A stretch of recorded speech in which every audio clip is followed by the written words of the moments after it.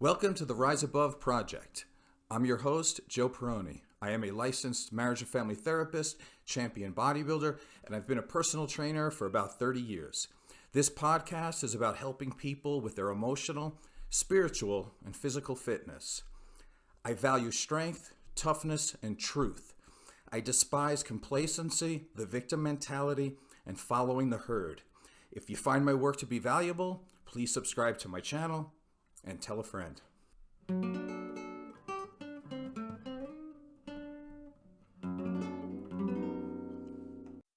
The question for today is, how can an independent woman find a compatible man?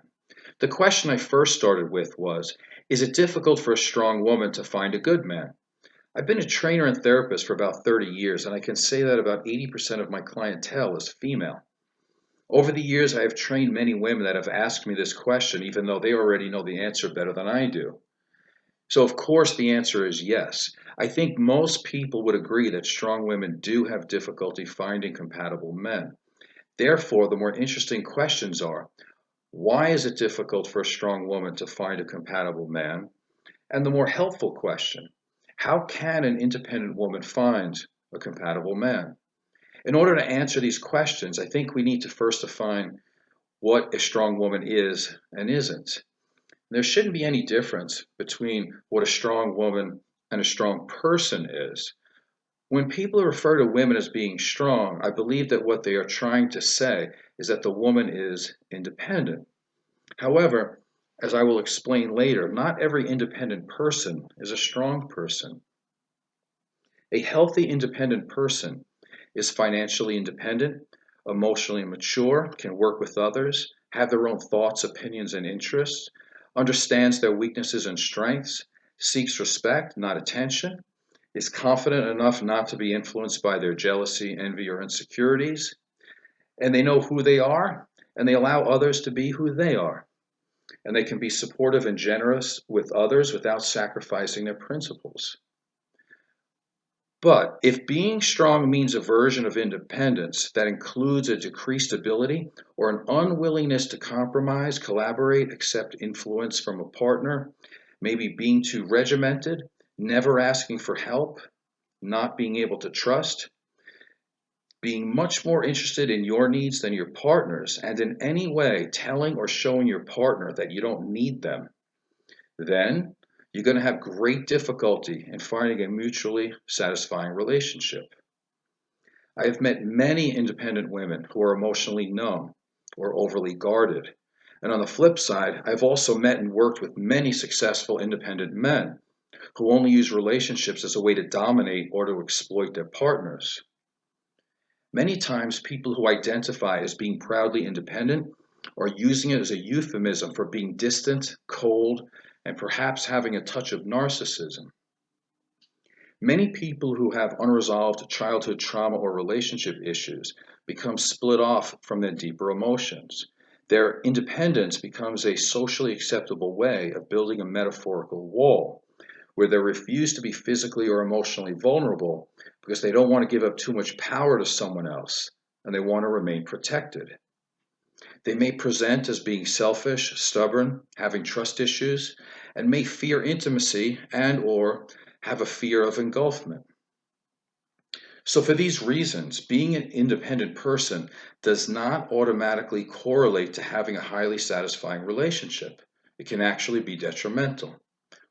One step in finding a compatible partner is to be honest about whether you have a healthy independence, which leads to becoming a good team player, or an unhealthy independence, which keeps others at a safe distance.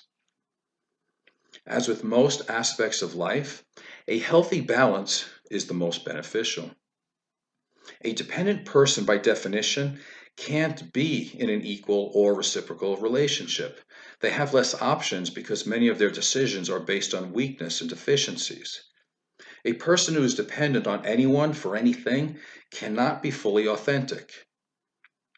A codependent person usually takes on too much responsibility for their relationship and becomes vulnerable to abuse. An independent person increases their chances of finding a healthy relationship because they have no reason to settle. They are generally happy with themselves, can meet their own basic needs, and are not looking for somebody to complete them. Therefore, they are more likely to make better decisions regarding their partners. A partner in their life is a luxury and not a financial necessity. But the downside of independence is that some people find a high value on not needing anyone for any type of support. And the mindset of not needing anyone, or the facade of not needing anyone or anything, limits one's ability to be vulnerable.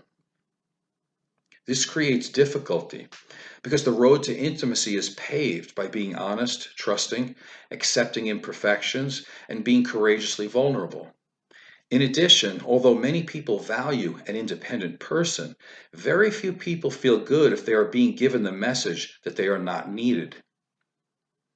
The more that independence is valued, the more that emotional connection and intimacy may be difficult to achieve. The individual must learn to interact and to relate to another while still being who they are. The people who have the best chance of having successful relationships are not dependent, not codependent, nor are they two independent people in a partnership. Interdependent relationships have the best chance of happiness and longevity. Two partners in an interdependent relationship are more than just two individuals sharing some time and some bills in a 3 plus 3 equals 6 addition equation. It's more like a 3 times 3 equals 9 in an exponential equation, or said in a different way. Both partners synergistically make their partners better, and each partner is more fulfilled and closer to reaching their full potential in the relationship than they would ever be outside the relationship. The partners are unique in their own way and are competent adults while being drawn together by common interests and values. One person's needs are not met at the expense of the other. In order to have an interdependent relationship, both partners must start by being independent. But this is difficult to achieve. Throughout history, women have been attracted to men who are independent, have status, are successful, have access to resources, and have power. In social science, this is known as hypergamy. Hypergamy is the act or practice of marrying or choosing to be in a relationship with only those who have a higher social or financial status.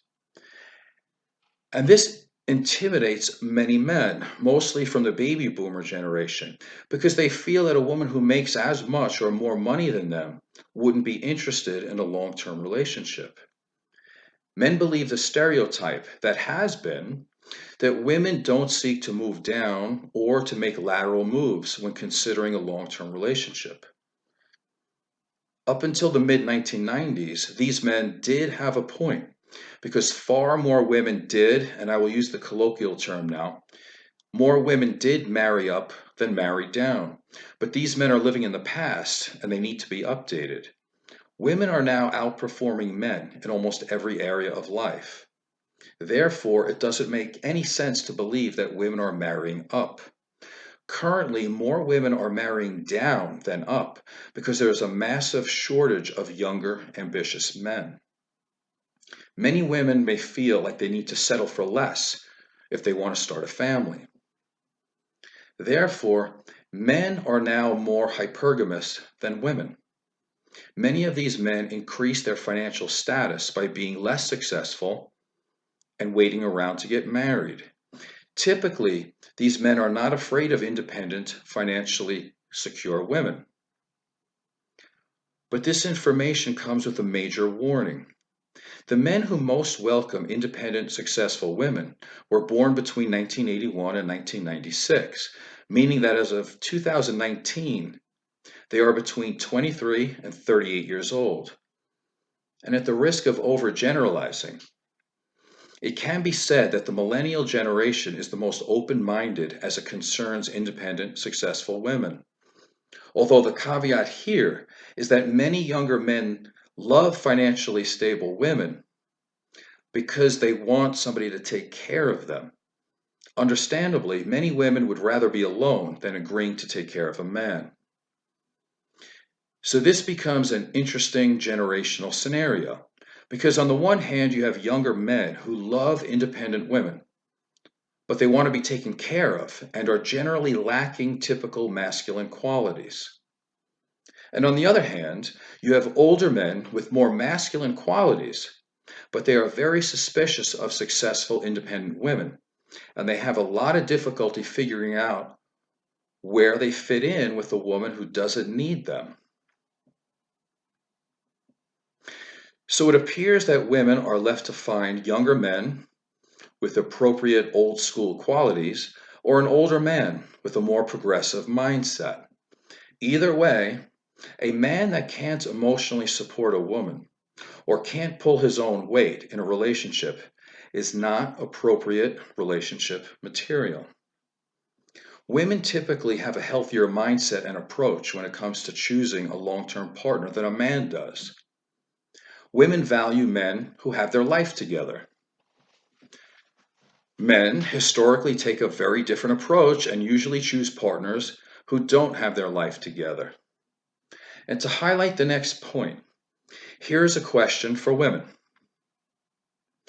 Are you in a romantic relationship with a man who doesn't feel needed or appreciated? And while you're thinking about that, let me give you the top 3 most truthful answers. Number 1, no. You are not in a relationship with a man who doesn't feel needed and appreciated, because if he didn't feel needed or appreciated, he would have left already. Number 2, yes, you are in a relationship with a man who doesn't feel needed and appreciated, but he is currently fantasizing about other women who have no problem letting him know that he is needed. And number 3, yes, you are in a relationship with a man who doesn't feel needed and appreciated, but he currently does spend time with a woman who makes him feel needed and appreciated.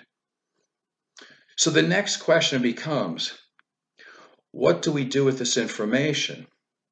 And a long time ago, I had a mentor who asked me this question: do you want to be right or do you want to be in a relationship? And here's how I feel it applies to this situation. An independent woman should be proud that she can take care of herself and doesn't necessarily need a man. And if it is her wish, she should search for a partner that has no desire to be needed. That could be a very healthy approach to life, and it could be the right thing to do. As a matter of fact, it probably is the right thing to do. However, in my 54 years of life, which includes grade school, church, sports participation, being a trainer and a therapist, and having relationships, I have rarely ever had a conversation with a man who didn't have the need to be needed. Men were never raised to love themselves for just being alive. From an early age, males are judged for their power, their accomplishments, their possessions, what they can provide, their ability to protect, and for what they can achieve. This type of masculinity has historically been received well by society. Every man wants to be a hero for at least one person. Young boys never aspire to be accountants or civil servants. They all wanted and still want to be heroes. Men take great pride in their accomplishments and of being of service. But on the other hand, this is not true self-esteem. There are never enough trophies, diplomas, certificates, Purple Hearts.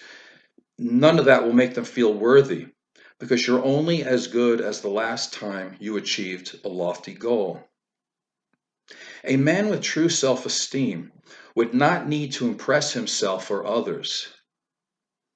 But unfortunately, I don't think I've ever met a man like that, especially a masculine man.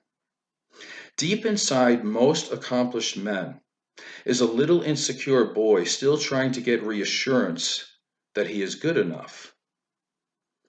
There has been a massive amount of literature written about women who are codependent, and the literature is usually written by women for women and does have its place due to its importance.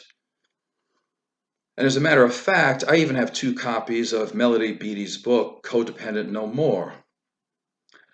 But however, these books tend to hide the fact that most men are incredibly codependent and usually never feel good about themselves if they don't think they have value or that they are not currently enriching another person's life.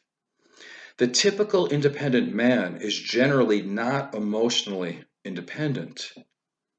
They still depend on their loved ones to let them know that they are needed. Even the word samurai means to serve. By definition, you can't be a samurai if you don't have anyone to serve. The samurai warriors, who were like the toughest ones on the planet, they were left with no one to serve. They usually committed suicide after they didn't have anybody to serve. Men who can't serve don't do well. 60% of married women report that their best friend is a girlfriend, while most married men report that their wife is their best friend. Men are 4 times as likely as women to commit suicide, and the number escalates to 17 times more likely to commit suicide after a divorce because they have no one to serve. Women are 75% more likely to file for divorce. There is plenty of evidence to support that men are more codependent than women, and that they don't do well when they feel obsolete. So this does not seem to bode well for an independent woman who appears to not need a man. Throughout all of history and across all civilizations, there have been archetypes and symbols that have resonated with human beings. These archetypes repeat throughout history because as humans, we all deeply consciously and unconsciously relate to them. These archetypes can be seen in most Hollywood movies, in Disney movies, and even in religious texts. The most powerful symbols include the hero and the maiden, the knight in shining armor and the damsel in distress, the provider and the siren. In general, men would prefer to be appreciated for what they do rather than to be loved. And as Dr. Scott Peck has said, love is not an emotion, it is thoughtful actions. Most men have difficulty with showing emotions due to societal restraints, but do show love through gifts and acts of service. An independent woman who states that she does not need a man will seriously inhibit a man from loving her. My point is that although it might be unproductive and it may be weak for a man to have the need to be needed in modern times, I'm not sure that this is actually going to change anytime soon. So is there hope for a modern independent woman to find a compatible male partner? And I would say yes, but I believe the narrative has got to change a little bit. I don't think it's productive to tell a man or act in a way that shows a man he is not needed and then expect him to want to be in that relationship. And yes, I could say it a million times. The need to be needed means that men do derive self-esteem from external sources, and that's weak. However, to be fully honest, I think most people would admit that almost everyone enjoys a certain amount of external validation. And if we loved our partners, we wouldn't withhold that from them. It's safe to say that we all need to feel special in our relationships, and there's nothing wrong with helping our partners feel special. Let's talk about the Pareto principle, which is also known as the 80-20 rule and how it can apply to relationships. Let's say you understand that you are fully responsible for your life, your own emotions, your own feelings, and you are an independent woman. Taking 100% responsibility for yourself, even under the best of circumstances, may only yield up to 80% of your potential for meaning and happiness. And why would this be? Because human beings are wired for connection, and relationships are arguably the most important aspect of life. So, by definition, if you want a relationship, you need a partner. No matter how fulfilled and stable you are, it would be naive to think that a partner couldn't wreak havoc or create rapturous joy in your life, depending on your choice of partners. A partner could have many qualities that could potentially add or detract from your life. So consider letting your partner be responsible for 20% of your well-being. If you have a partner who is kind and caring, why shouldn't they get some credit? And on the flip side, if your partner is harsh and critical, then it would be noted that they do contribute to your sadness. In terms of relationships, it's better to have healthy discernment, and you should never be hesitant to assess what is beneficial to your life. This might also be a good time to consider that if you want a particular kind of life and be cared for in a particular kind of way and be supported in a particular kind of way, then maybe you do need a particular kind of man.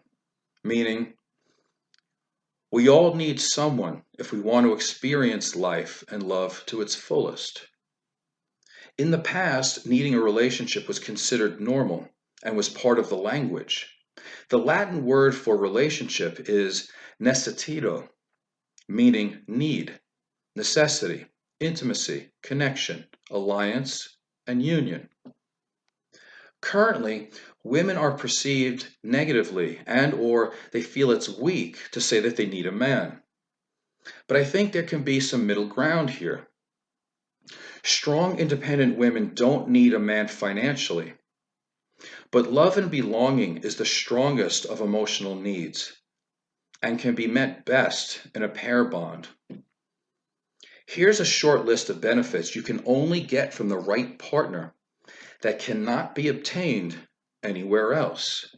And you certainly can't receive these benefits by yourself. The look, the touch, the feel, the smell, and the sound of that special someone. Love, intimacy, romance, sexual fulfillment, and affection. Emotional responsiveness and a shoulder to cry on. Create memories as you experience life together. Someone to share the ups and downs of life with and knowing that somebody's got your back. Shared goals and dreams. A place for acceptance, validation, and compliments. Compassion, empathy, and kind communication. And maybe someone who makes you laugh.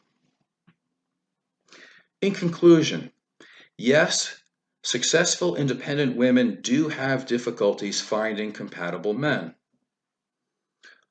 But these difficulties can be diminished in these ways. Number one, make sure your type of independence makes you a better partner and that you aren't looking for somebody to complete you. Number two, remember that healthy partners realize that relationships are a place to give of yourself, not to take. Therefore, you do need a partner if you want to share your gifts and your unique qualities. Number three, never make anyone feel as though they are not needed or appreciated. If you don't need or appreciate the person you are with, then you are with the wrong person. Number four, never compromise your principles. Number five, most men do have the need to be needed. But if he can't move past his insecurities to support your dreams, then you need to consider a different partner.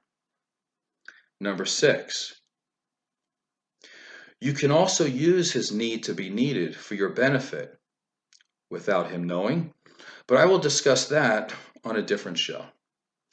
And number seven, I hope you enjoyed today's show. I am Joseph Perroni from the Rise Above Project. Please subscribe and tell a friend. Thank you.